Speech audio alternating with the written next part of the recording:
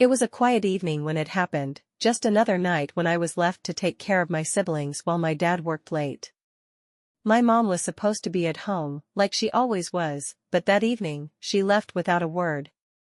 The moment I realized she was gone, a knot tightened in my stomach. I had been getting this feeling for weeks, that something was off. She'd been acting distant, secretive, always rushing off somewhere, and I was starting to suspect something wasn't right. I didn't want to jump to conclusions, but as I glanced at the clock, I noticed my mom's car wasn't in the driveway anymore. My heart sank. It wasn't uncommon for her to disappear for a while, but usually she would at least tell us where she was going. This time, there was no mention of anything. I didn't want to admit it to myself, but deep down, I knew where she was going. It wasn't just a suspicion, it was a gut feeling. After a few minutes of pacing around the house, trying to focus on my younger siblings, I saw her return. But it wasn't the same way she usually came back. She looked rushed, her face flushed, as if she was trying to hide something. My stomach churned with unease. When she got out of the car, I caught sight of the man in the passenger seat. It was the same guy I had seen before, someone she'd been spending a lot of time with lately. I didn't know his name, but I knew enough to recognize him. I froze, standing by the door, staring at the two of them. My mind raced. Why was he here? Why was he in my car? It was all too much to process, and yet, I couldn't look away. They seemed too comfortable with each other, sharing a laugh as they said their goodbyes. I felt sick. The reality of what I was witnessing was too much to handle, but I couldn't ignore it. She was cheating. And not just anyone, this man was a regular part of her life now. She had been lying, sneaking around, and using me as her cover. I was furious, confused, and terrified. I didn't know what to do, or even if I should do anything at all. But I knew one thing for sure, I couldn't pretend I hadn't seen what just happened. I turned back to my siblings, trying to push down the flood of emotions building inside me. I had to keep it together for them. But inside, I was already unraveling. The world I had known, the one where everything felt somewhat normal, was slipping through my fingers. And I couldn't stop it. The next few days felt like an endless blur of tension. My mom's behavior was becoming more erratic, more passive-aggressive. I couldn't understand it. She hadn't said a word about the man I saw her with or about anything related to what had happened. But the silence spoke volumes. She wasn't acting like herself, and I didn't know how to navigate this new reality. It wasn't until a few days later, when I was helping my dad with some grocery shopping, that everything came to light. We were walking through the aisles, exchanging casual conversation, when he brought it up. "I got a call from the police today," my dad said casually, as if the words meant nothing. "Apparently, the guy your mom's been hanging out with was caught using a scanner on your car." I stopped in my tracks. I didn't know what to say, didn't even know how to process what he was telling me. The car, my car. The one I had been driving around, the one I had trusted. I felt a rush of nausea, like I was going to pass out right there in the middle of the store. That's the guy she was with?"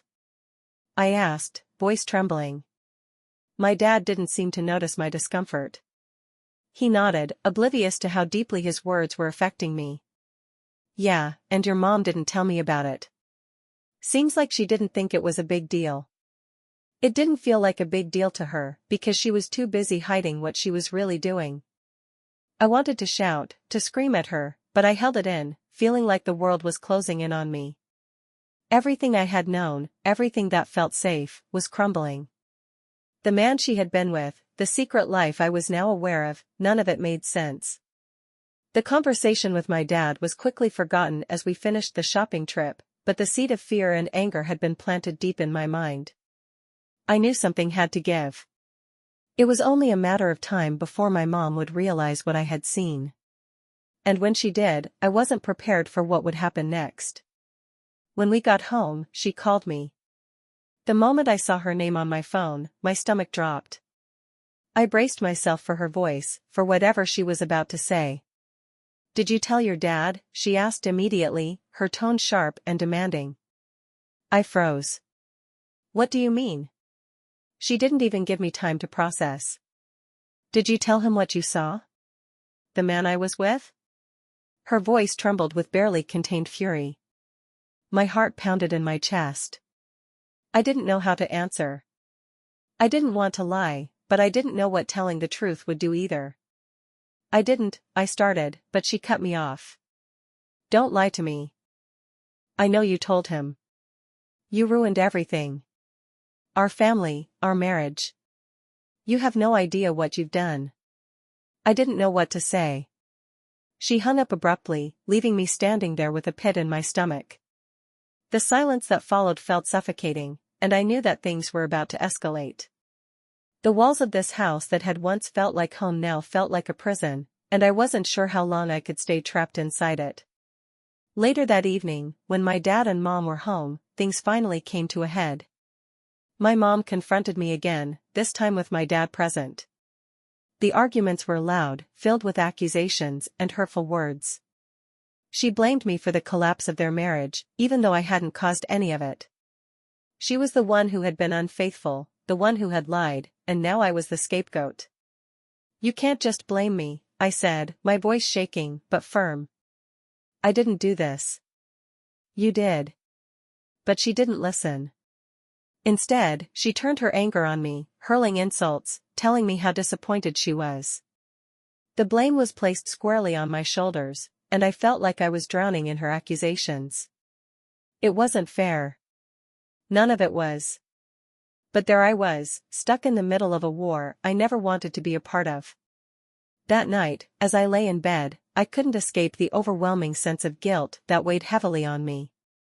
I wasn't even sure what I had done wrong, but somehow, I was the one being punished. I tried to convince myself that it wasn't my fault, that I had done the right thing by telling my dad what had happened. But the emotional storm that followed left me feeling like I had broken something unfixable.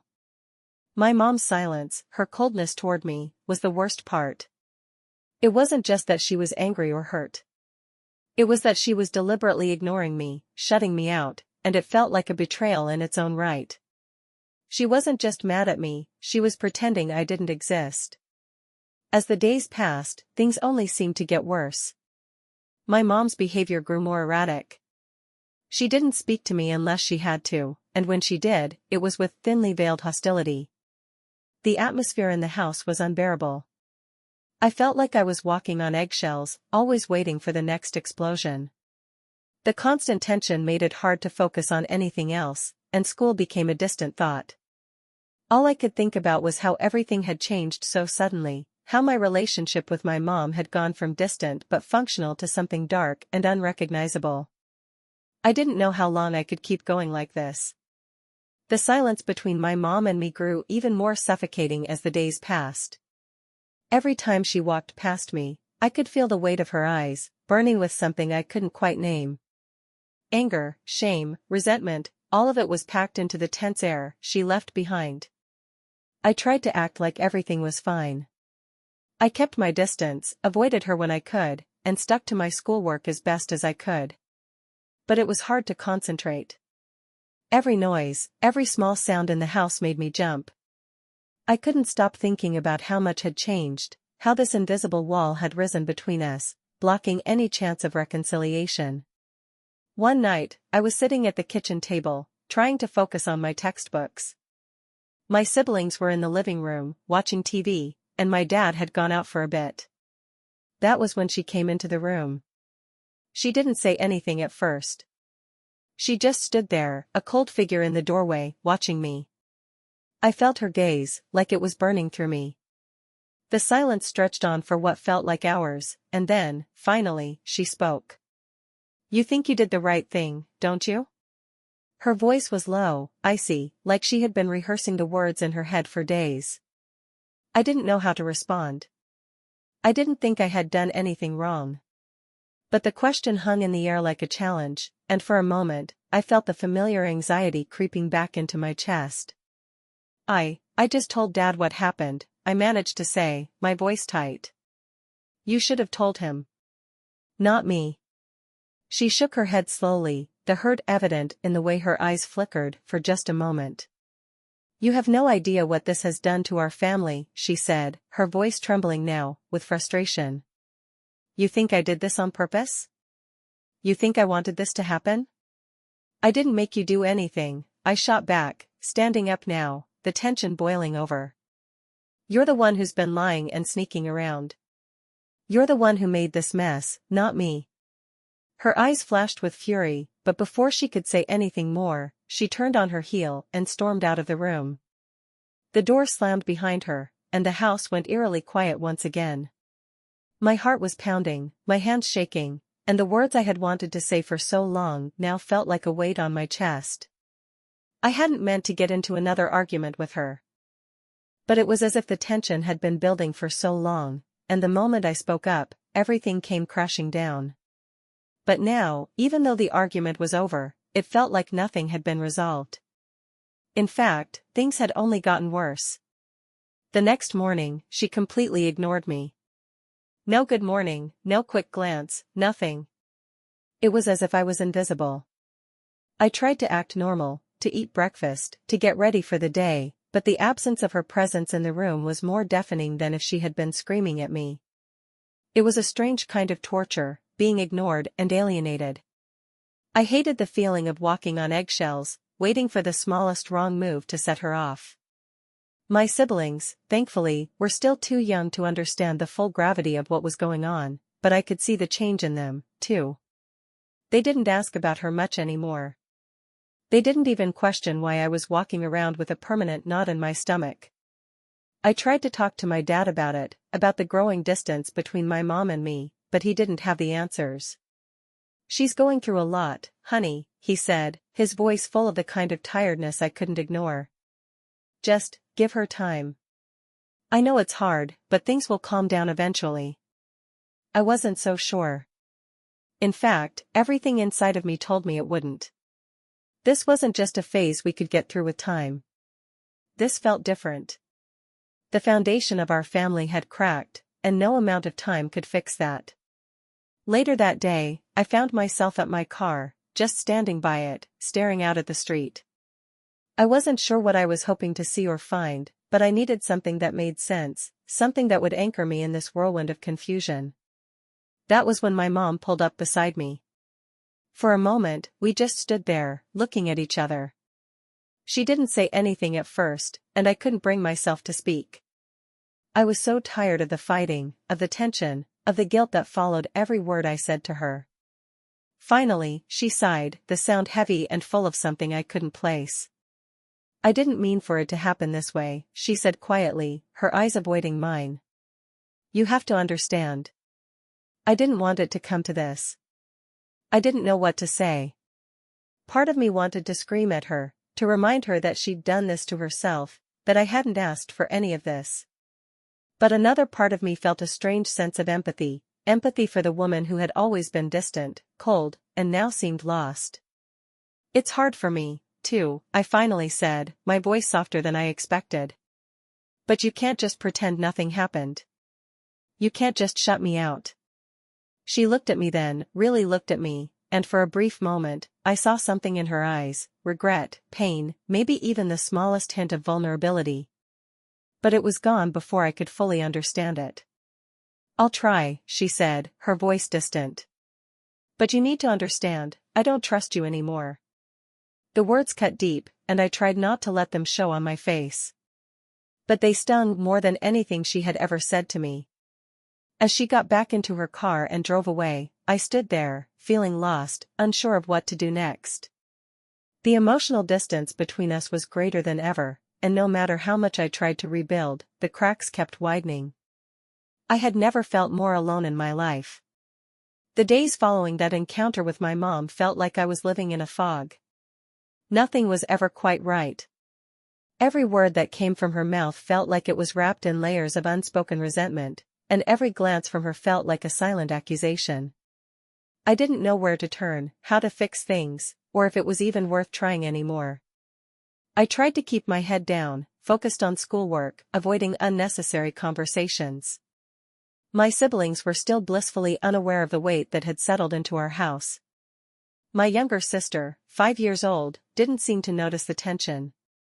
She was too busy with her toys and cartoons, her little world untouched by the storm around her. But my brothers, especially the 16-year-old, seemed to pick up on it. He wasn't saying much, but his eyes, dark and thoughtful, never seemed to leave me. I didn't know what to say to him or how to explain anything to him. It was already hard enough to explain it to myself. One afternoon, after a long day of pretending everything was fine, I decided to go for a walk. I needed to clear my head, to find some space away from the suffocating atmosphere at home. The cold January air hit me as I stepped outside, and I wrapped my jacket tighter around me, trying to shake off the unease that followed me everywhere. The walk was calming, but not enough to erase the gnawing anxiety in my chest. I didn't realize how much time had passed until I heard the sound of a car pulling up in the driveway. I turned to see my mom's car parked, and I immediately felt that familiar knot in my stomach. What was she going to do now? What was going to happen next? Every day felt like a ticking time bomb, and I couldn't shake the feeling that any minute now, something was going to explode. But when I walked back into the house, she wasn't there. The house was quiet, eerily quiet. I wandered through the living room, the kitchen, checking the rooms. No sign of her. My dad was still at work, and the kids were in their rooms, so I sat down at the kitchen table, trying to steady my breathing.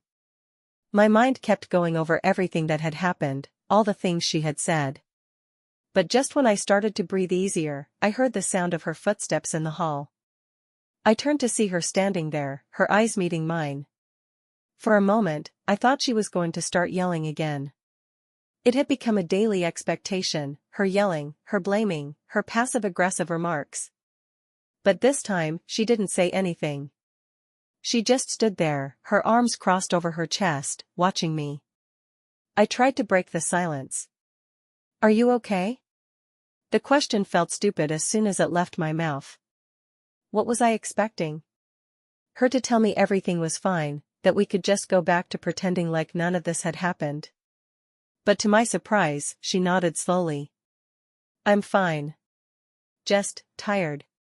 Her voice was quieter than I had ever heard it. She didn't sound angry, didn't sound like she was about to explode. She just sounded empty. I wasn't sure what to do with that. A part of me wanted to demand answers, to ask her why she had done what she did, why she had hurt our family like this. But another part of me, maybe the part that was just exhausted from all the fighting, wanted to let it go, to just get through the day without another confrontation. We stood there for a few moments, neither of us speaking, just watching each other. The air between us was thick, the silence deafening. And then, finally, she spoke again. "I don't know what to do anymore," she said, her voice almost a whisper. "I don't know how to fix this." I didn't know how to respond. What could I say? I wanted to tell her that we couldn't fix this, that things would never go back to the way they were. But that wasn't what she wanted to hear. She wanted reassurance. She wanted someone to tell her that everything was going to be okay. But I couldn't.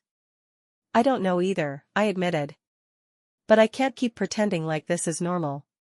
She sighed deeply, her eyes filled with a mix of frustration and regret. I never wanted it to get this bad. We both stood there in silence, trapped in this space of hurt and confusion. I could feel the weight of everything that had happened pressing down on us, and I didn't know how to make it better. Maybe there wasn't a way to fix it. Maybe there was no going back. As she turned and walked away, I felt the distance between us grow even wider. It was like we were both standing on opposite sides of a vast chasm, unable to reach each other. No matter how hard I tried to bridge the gap, no matter how many times I wanted to speak, the words always got stuck in my throat. I couldn't help but wonder if we were too far gone. If this, whatever it was, had broken something inside of both of us that could never be mended. And even though I didn't want to believe it, a small part of me knew that we were never going to be the same again. The days after that conversation were more of the same, but there was a shift in the air, something subtle yet unmistakable. It was as if my mom and I were both trapped in a game of emotional chess, each of us trying to figure out the next move without fully knowing what the end game would look like. My mom kept her distance, still cold, still passive-aggressive, but not as outwardly hostile. It was the silent treatment that stung the most.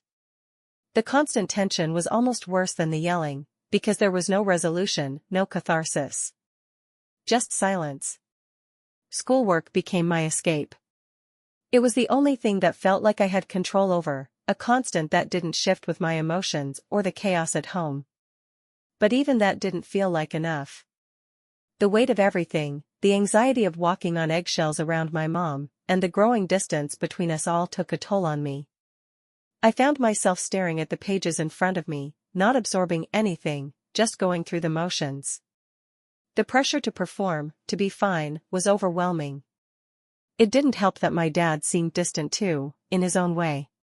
He was always tired when he got home from work, preoccupied with his own thoughts.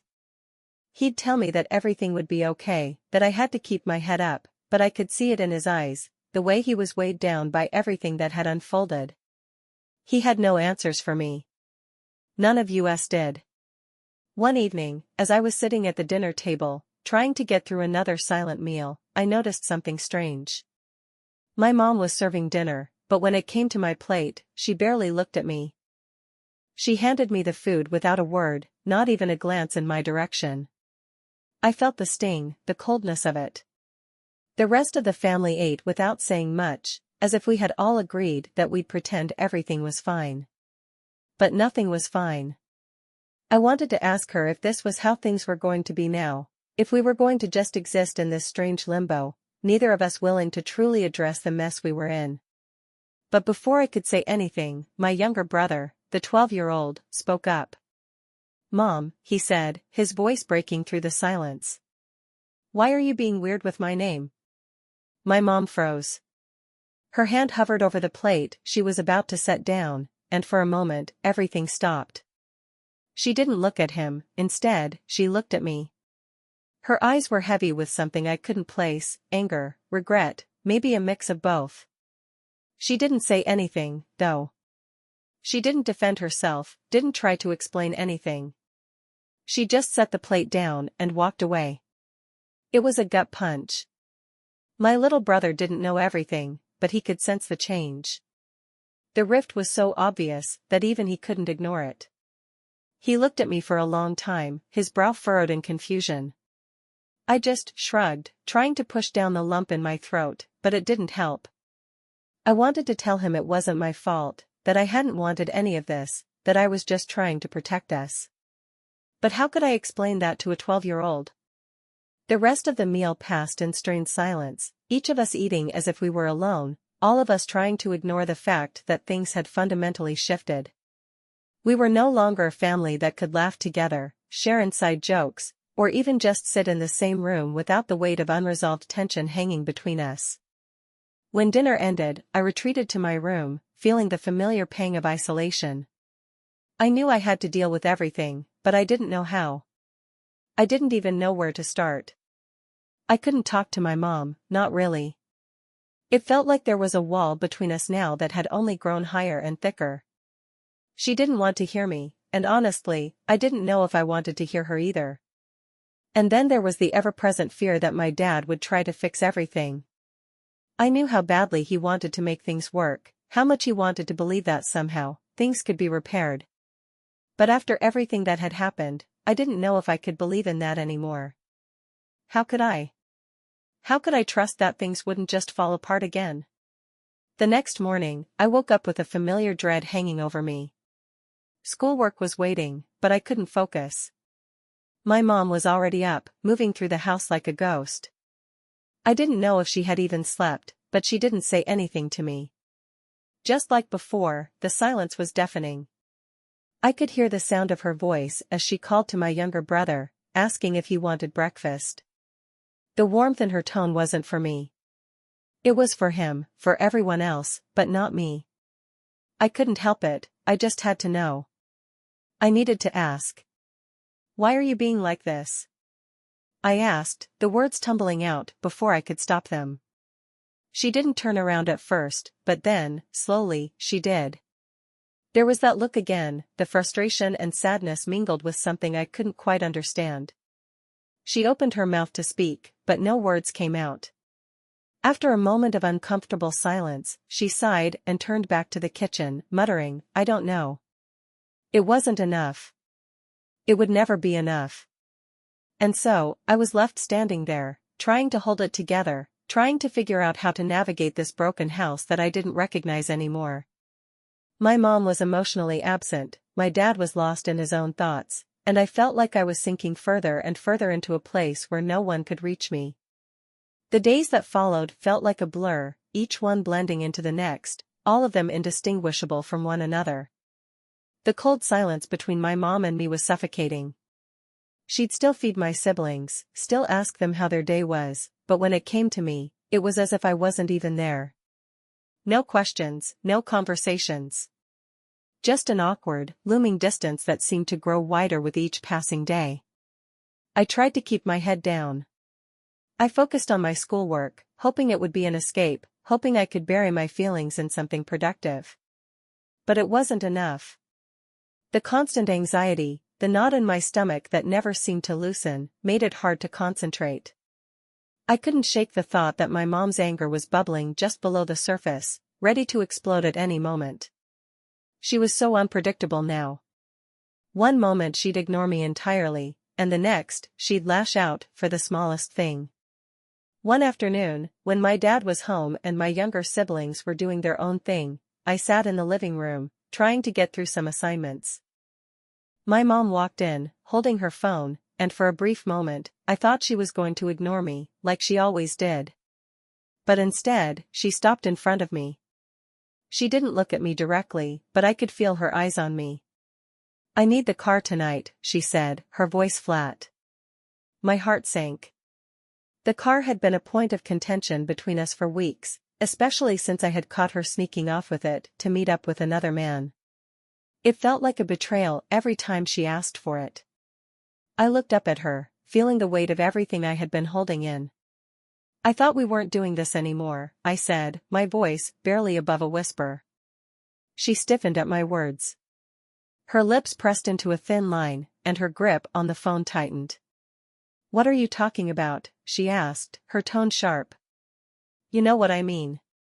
You're just going to go out again and," I stopped myself, suddenly aware of how much I had said. It wasn't just the car that was the issue. It was everything.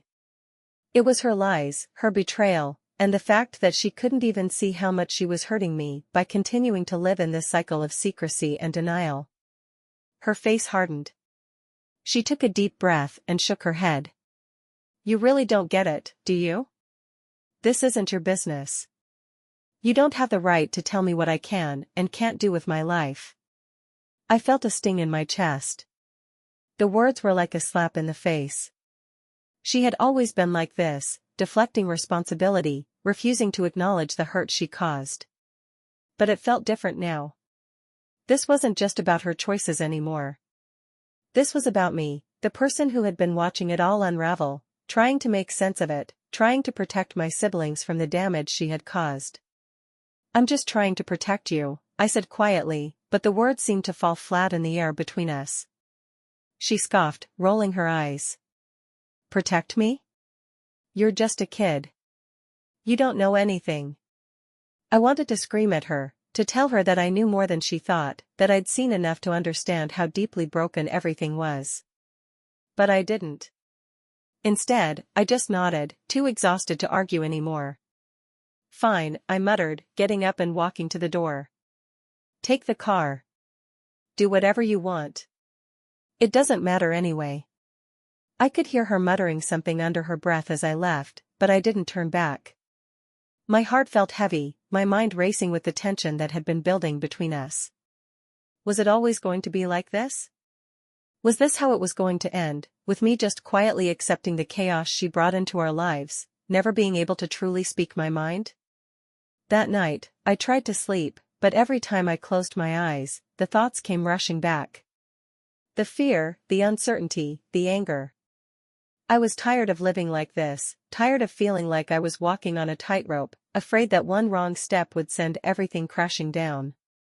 In the morning, my dad pulled me aside as I was about to start my schoolwork. He looked at me with concern in his eyes, but there was also something else, something I couldn't quite read. "Are you okay?" he asked gently. I wanted to tell him everything, the way I felt ignored, the way my mom was making me feel like I was the enemy, the way I was sinking under the weight of it all. But I didn't. I couldn't. "I'm fine," I said, forcing a smile. "Just tired." He nodded, but I could tell he didn't believe me. He gave me a small, sad smile, then turned to leave the room. I was left alone, again. Alone with my thoughts, my fears, and my resentment. It was the same cycle, over and over again. My dad, always trying to fix things, always trying to make everything okay. And my mom, always pushing me away, always refusing to acknowledge the damage she had caused. I didn't know how much longer I could take this. I didn't know how much longer I could keep pretending that everything was fine, that I was okay, when deep down I was falling apart. But for now, I had no choice but to keep moving forward, to keep my head down and pretend that everything was normal, at least on the outside. But nothing would ever be the same again. The days blurred into weeks. The house had an eerie calm to it now, like a storm had passed and left behind an uncomfortable stillness. My mom was colder than ever, her interactions with me minimal. If I spoke to her, it was short and curt, and often, she wouldn't even answer, just pretending I didn't exist. The worst part was the silence. It was worse than any fight we'd ever had. At least when we fought, it meant there was some emotion involved. Now, it was just emptiness. I kept to myself as much as possible, retreating into my schoolwork, trying to stay out of her way. But every time I walked into the kitchen, I could feel her eyes on me, even if she didn't acknowledge me. It made my skin crawl. I hated the way she looked at me, as if I was the cause of all her problems, as if I had somehow destroyed everything for her. I wasn't sure if she was trying to punish me, or if she truly believed that what I did was unforgivable. Either way, it was clear she wasn't going to back down. She kept insisting that I was the reason their marriage was falling apart, and it stung, each word like a dagger twisting deeper into my chest. But what hurt the most was the way she had turned cold, how, after everything, she had stopped being a mother to me. That night, as I sat in the living room, doing my homework, my dad walked in. His face was tired, his eyes weary, and I knew something was off. He didn't say anything at first. Instead, he just stood there, looking at me, like he was weighing whether or not to speak. Finally, he cleared his throat and sat down beside me on the couch. I don't know how to fix this, kiddo," he said, his voice quieter than usual. "I'm trying. But your mom, she's making this harder than it needs to be." I looked up at him, feeling a mix of guilt and frustration. "What do you mean?" I asked softly, avoiding his gaze. He paused for a moment, looking out the window, then back at me. "She's pushing me away. She's blaming you, but it's not just your fault. It's everything. It's been building for years, and I've been too blind to see it. I don't know if she can fix it, but I don't want you to think any of this is your fault." I could feel the lump forming in my throat. "It doesn't feel that way, though. She's making me feel like I ruined everything." He sighed, rubbing his face with his hands. "She's angry. She's hurt. And she doesn't know how to deal with that. But you don't deserve to be treated like this. You've always been the one who had to deal with everything, when your mom was out, when she was with other men. It's not right." I felt a tear slip down my cheek, but I quickly wiped it away. I just don't know what to do anymore. I feel like I'm losing her. And now, every time I look at her, she's a stranger. She doesn't even care." Dad pulled me into a hug, his arms wrapping around me like he was trying to protect me from everything. I let myself cry, the weight of everything finally breaking through. I had been so strong for so long, holding everything inside, but it wasn't sustainable anymore. I couldn't keep pretending. "I'm sorry," I whispered, my voice muffled against his chest. I don't know how to fix it." Dad sighed, his hand gently stroking my hair. It's not your job to fix it. You didn't break this. She did. All you can do is take care of yourself now. Focus on your future. Don't let her make you feel like this is your fault. I nodded, but deep down, I still couldn't shake the feeling of responsibility. I couldn't help but wonder if things might have been different if I had kept quiet, if I had never told my dad about the guy she was seeing. But every time that thought crossed my mind, another part of me reminded me that I couldn't have stayed silent. I had to stand up for what was right, even if it meant the world falling apart around me. The next morning, things seemed a little quieter in the house. My mom was still distant, but there was something different in the air, an unspoken tension that felt almost like a temporary truce. She still barely spoke to me, but she didn't seem as cold as the days before. Maybe it was just the calm before the next storm. I didn't know, and I wasn't sure I wanted to find out. The only thing I could do now was keep moving forward, even if it felt like I was walking through a fog. I had my dad's support, and as long as he believed in me, maybe that was enough.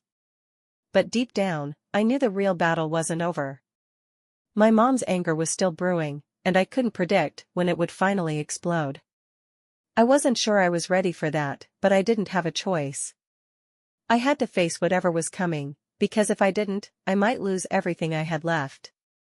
And I couldn't afford to lose any more. The days that followed were filled with a quiet tension, a constant undercurrent of unresolved feelings that neither of us knew how to address. It felt like we were all just waiting for something to happen, waiting for the next fight, the next outburst. I didn't know if I was waiting for my mom to explode again or if it was the moment when we would finally have a conversation that made everything clear. But neither of those things came.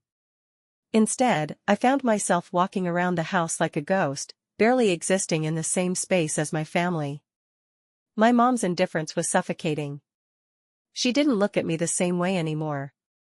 When we were in the same room, I could almost feel her resentment hanging in the air. I kept trying to reach out, trying to offer small gestures, like asking if she needed help with something or offering to make dinner, but she never responded the way she used to. It was as if everything had changed, and I wasn't part of her world anymore. Every word felt hollow, and every attempt to get close to her seemed to backfire. One afternoon, I found myself alone in the kitchen, making a sandwich for lunch. The house was unusually quiet, no one was home except for me. I was halfway through making my meal when I heard the front door open and close. It was my mom. I could tell from the sound of her shoes on the floor, the way she moved through the house. I wasn't sure if she even noticed I was in the kitchen, but when I heard her footsteps approaching, I braced myself. She walked into the kitchen, her eyes immediately finding mine. For a moment, I thought she might say something, anything. But she didn't. She just grabbed a bottle of water from the fridge and stood there, as if trying to decide whether or not to acknowledge my presence. Finally, she sighed. "You never asked me if I needed anything," she said, her voice flat. I was taken aback. "What do you mean? I asked you if you needed help last night." She shook her head, her expression unreadable. "That's not the same, and you know it." Her tone was sharp, like I had done something wrong without realizing it. I felt a knot form in my stomach. "Mom, I'm trying to be here for you. But you're pushing me away. I don't know what you want from me." Her eyes flashed with something I couldn't quite place. "What I want is for you to stay out of my business," she snapped. "You think you can fix everything by running to your dad, don't you?" I swallowed, trying to hold back the tears that were threatening to spill. "I didn't do anything wrong. I only told him because it was the right thing to do." Her lips curled into a tight smile, but there was no warmth in it. "The right thing? Maybe that's what you think. But you destroyed everything. You told him, and now look at us. You think I'm just supposed to pretend everything's fine?" I felt a wave of frustration rise up, my chest tightening with anger. "I didn't make you cheat. I didn't force you to lie to him. You made those choices. Not me." Her face twisted with something that might have been guilt, but it was quickly replaced by rage. She slammed her water bottle onto the counter. Don't you dare make this about me. You've ruined everything. I don't trust you anymore. I can't trust anyone in this house. Not you, not your father. I stood frozen in place, feeling the weight of her words. I'm not the one who broke this family, I whispered, barely able to get the words out. For a moment, she just stood there, looking at me like she was trying to process what I had just said. Her expression softened, but it wasn't an apology, it was something else, something deeper. It was a recognition of the hurt I had been carrying all this time. But just as quickly, her mask slipped back into place, and she turned to leave the kitchen without saying another word. As she walked away, I felt my heart sinking, a deep sense of hopelessness settling over me. This was it. She wasn't going to change. I had tried, and it wasn't enough. The walls between us were now too high to climb. I knew things were never going to go back to how they were. Whatever semblance of a relationship we had before was gone, and all that remained was a painful silence that neither of us knew how to break. I retreated back to my room, my mind racing. I didn't know how much longer I could keep doing this, how much longer I could stay in this house with her constantly tearing me down. The emotional toll was wearing me thin. And yet, despite everything, a small part of me still hoped. I still hoped that one day she would realize what she was doing, that she would finally stop blaming me and take responsibility for the mess she had created. But I also knew that hope was fading fast, and with it, the connection I once had with my mom. My mom's behavior remained a confusing mix of passive-aggressive remarks, pointed silence, and occasional outbursts. She seemed to be holding me responsible for everything that had gone wrong, and I was left to navigate the chaos alone, as if I had somehow caused the disintegration of everything. Her cruelty came in quiet ways, her dismissive glances, the way she ignored me at family meals, the way she deliberately skipped over my name when asking if anyone wanted anything from the store. Every morning I would wake up to the same oppressive atmosphere, my stomach twisting with anxiety about the day ahead. Schoolwork had become a blur, nothing felt important anymore. I could barely concentrate, unable to focus on anything other than the tension that hung over me. The house felt like a pressure cooker, ready to explode, and I wasn't sure how much longer I could take it. One evening, after dinner, my mom stood up abruptly and walked to the living room. The rest of us stayed at the table, finishing our meals in uncomfortable silence. I could feel her eyes on me even though I wasn't looking at her. When I finally turned, I saw her staring at me, her gaze sharp, like a blade waiting to cut. "I need to talk to you," she said, her voice low but firm. I froze.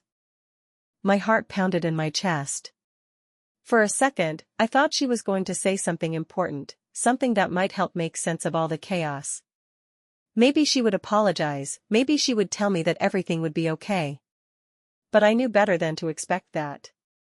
I stood up slowly and walked into the living room, my legs shaky beneath me. She was sitting on the couch, her eyes dark with something I couldn't quite place. The room felt too small, too suffocating. "Sit down," she said. I obeyed, sitting on the opposite side of the room, a safe distance between us. She didn't say anything at first, just stared at me like she was trying to decide what to say. My pulse raced, and I fought the urge to run. But I didn't want to back down. Not this time. Finally, she spoke. "You've been acting different lately.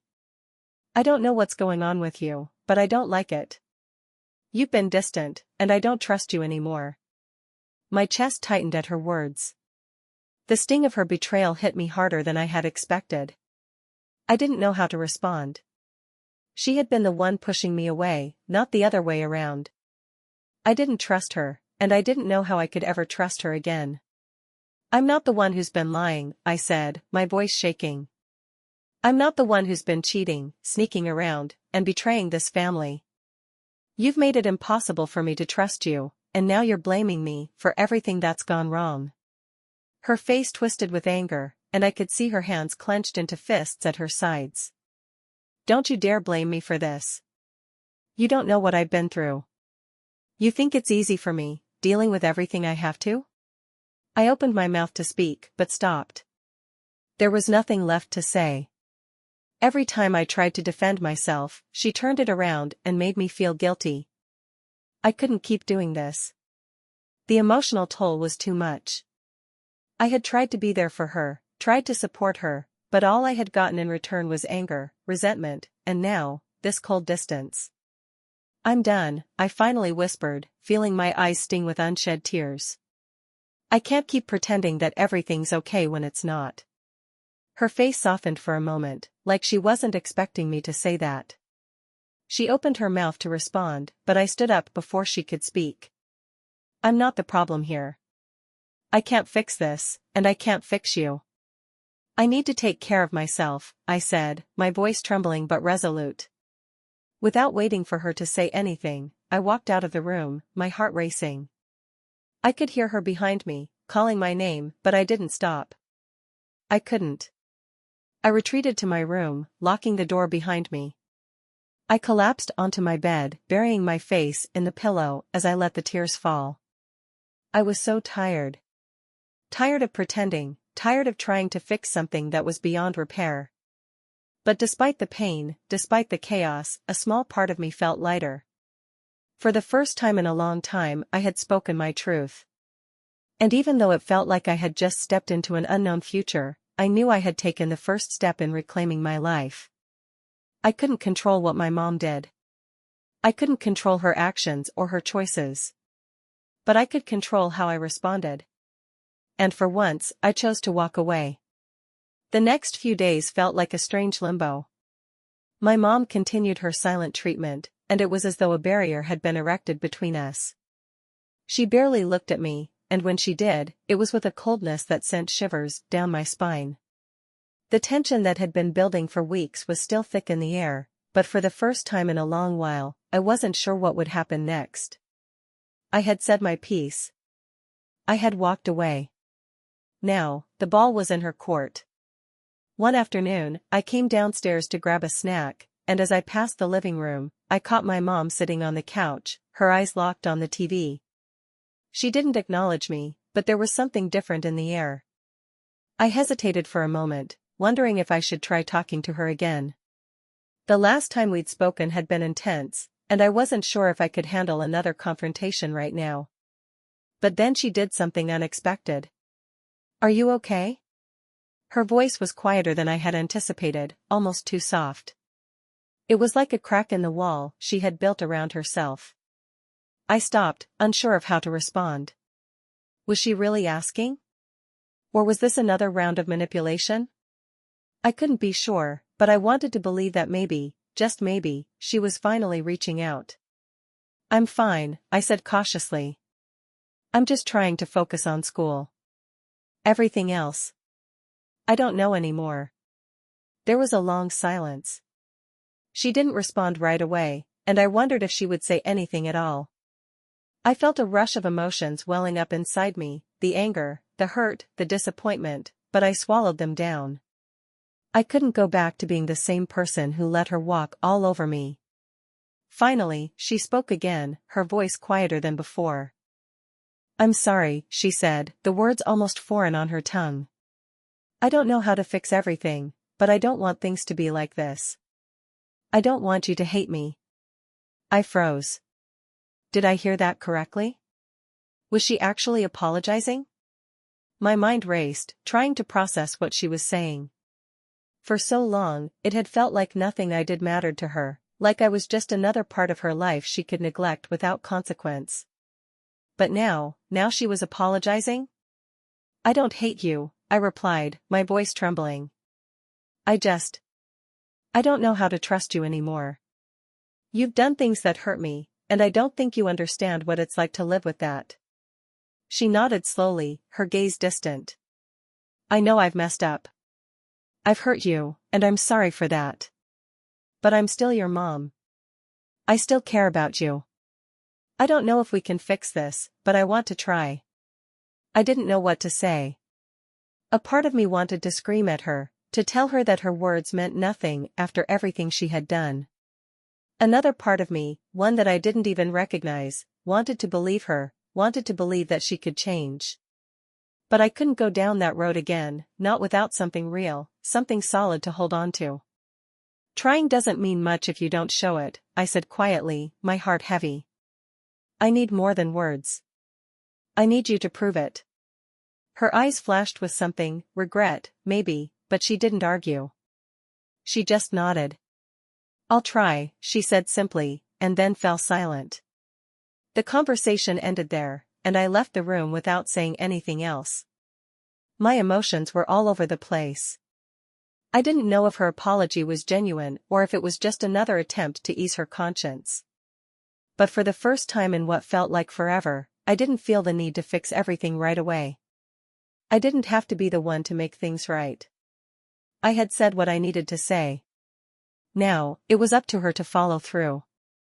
As I walked back to my room, I realized something important. I wasn't waiting for her approval anymore. I wasn't waiting for her to change. I was taking control of my own life. And that, in itself, was enough. I woke up one morning to find that the atmosphere in the house had changed once again. My mom was in the kitchen, preparing breakfast, her movements mechanical. There was no sign of the apology or any attempt at reconciliation. She didn't even acknowledge my presence as I walked past her to get to the fridge. It was as if the brief moment of vulnerability we'd shared had been wiped away completely. I had just finished making a cup of coffee when she spoke, her voice sharp and laced with bitterness. I can't believe you went behind my back and told your dad everything. I froze, the mug halfway to my lips. I hadn't expected this. It had been days since the last fight, and I thought we had moved past it, even if only slightly. But now, there it was, her anger, raw and undiluted. You've done worse, I replied, trying to stay calm, but I could feel my pulse quicken. I don't know why you're still acting like I'm the one in the wrong. Because you are, she spat, slamming the spatula down onto the counter with enough force to make the whole kitchen shake. You ruined everything. Do you have any idea what you've done to this family?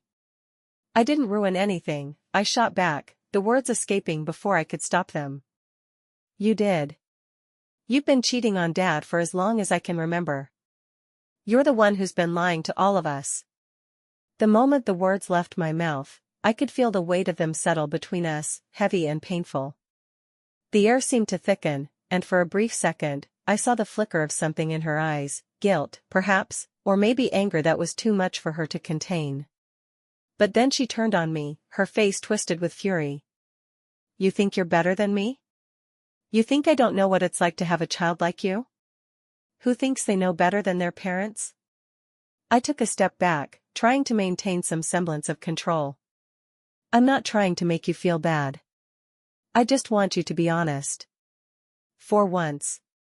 She didn't answer, but I could see the storm building behind her eyes. I had reached the point of no return. My mom wasn't going to change. She wasn't going to take responsibility for her actions. And for the first time, I realized that nothing I did or said could make her own up to what she had done. The rest of the day passed in silence.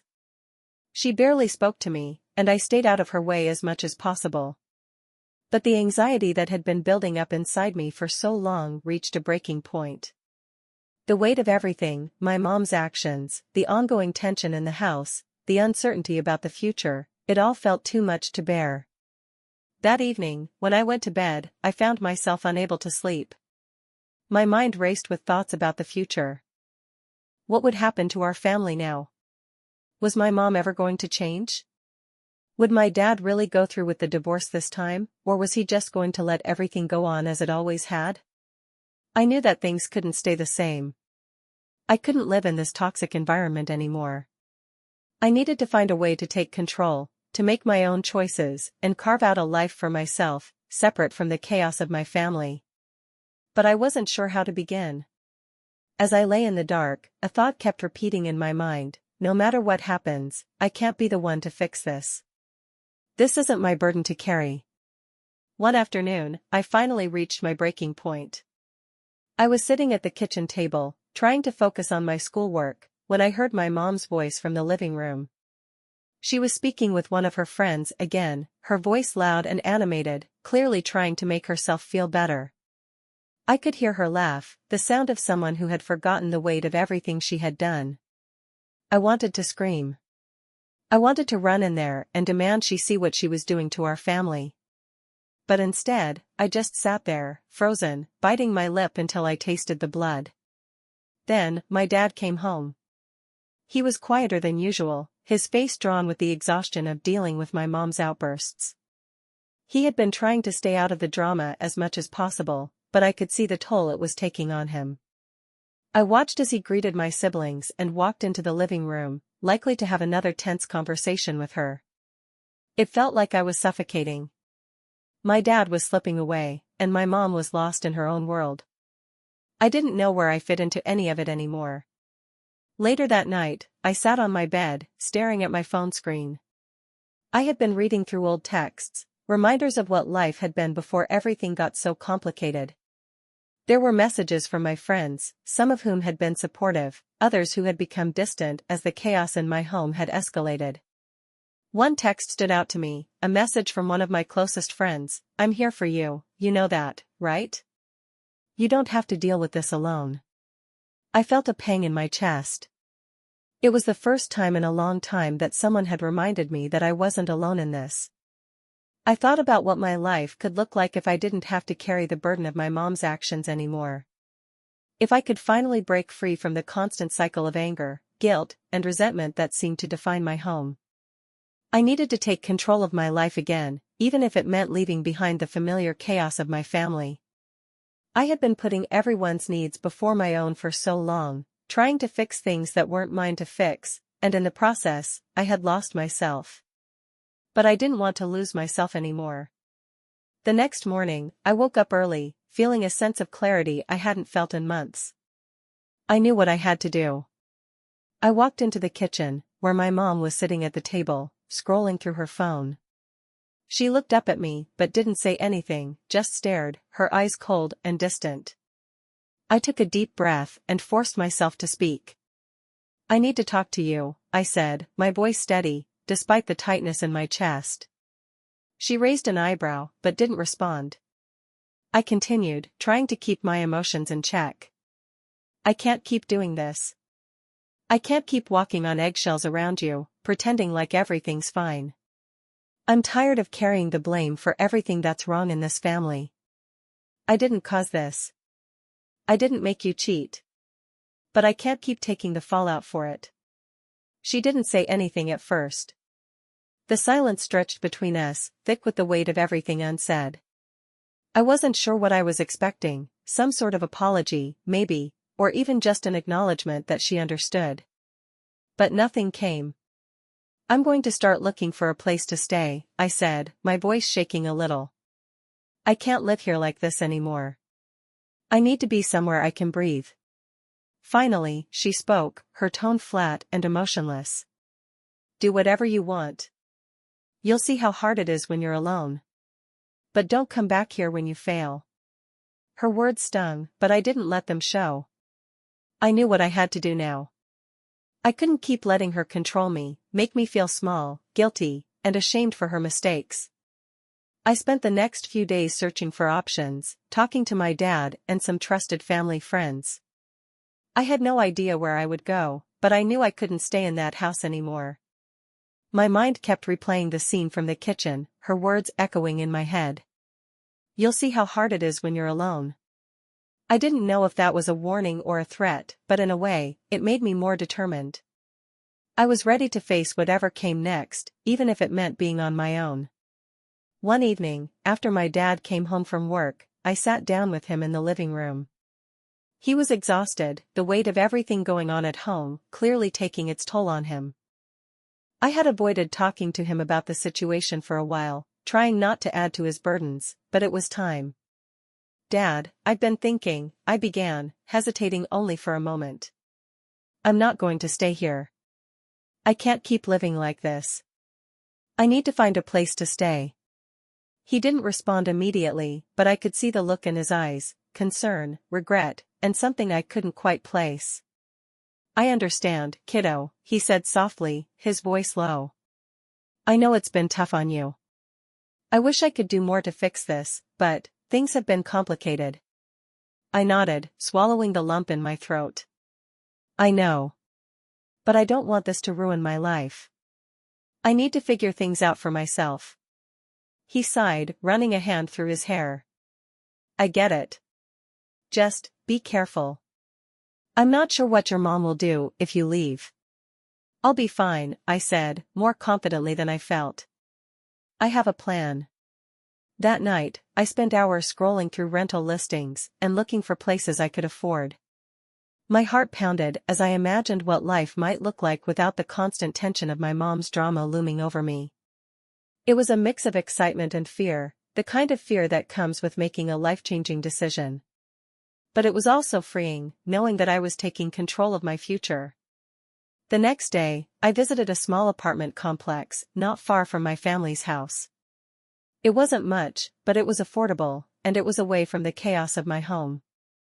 The landlord was kind and understood my situation, offering me a lease with a few basic terms. After some back and forth, I signed the papers, feeling a rush of relief as I did.